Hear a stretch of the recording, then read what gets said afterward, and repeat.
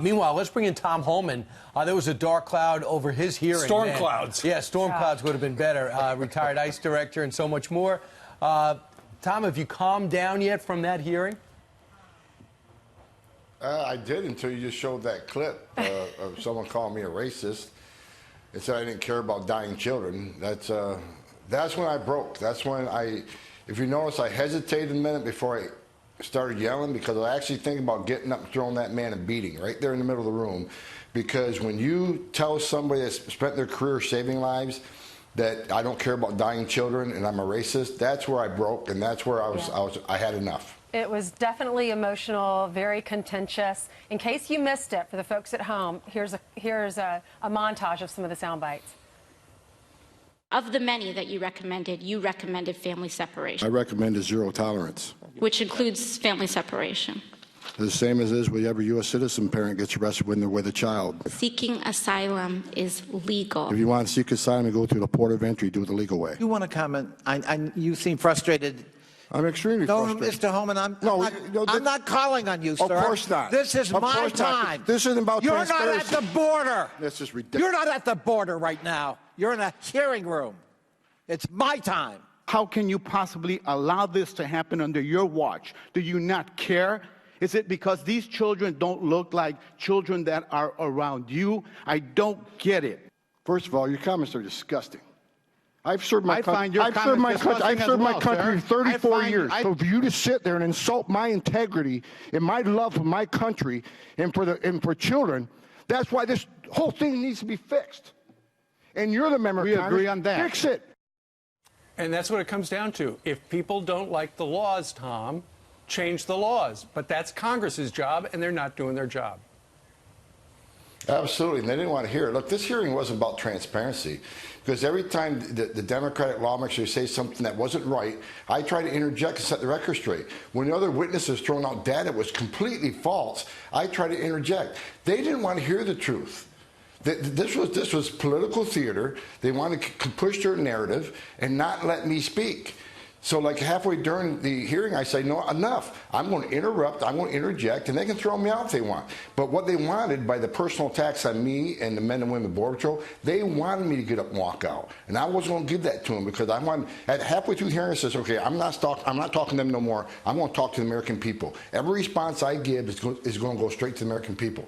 And thank God Jim Jordan was in there, because he fought for me to speak.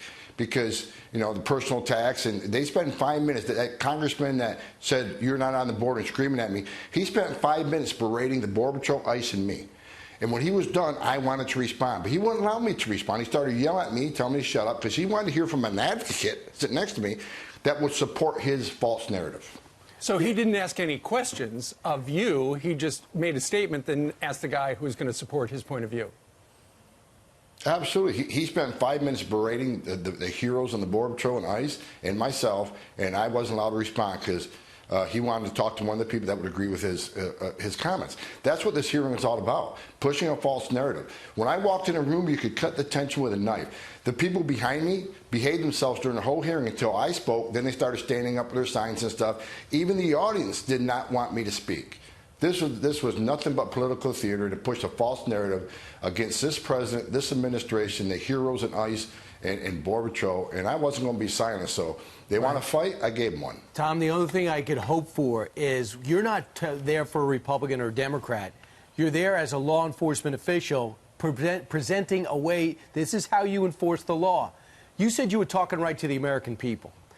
My hope is that the American people are listening, because no one in that room was listening. Do you get the sense, because I know law enforcement doesn't see red or blue, do you get the sense the American people understand where ICE stands and Border Patrol stands in this whole political mess? I think a lot of them do, and I think we're educating more of them. Thanks to Fox Network, they're telling the truth and they're getting this out there. I've seen several of your stories this morning. We got to keep talking to the American people about the truth, because the left and the media controls everything. And other than Fox News, I don't know anybody else that wants to educate the American people on what's actually happening on that border. And so, yeah, I think we got to keep doing what we're doing. I was there in my time.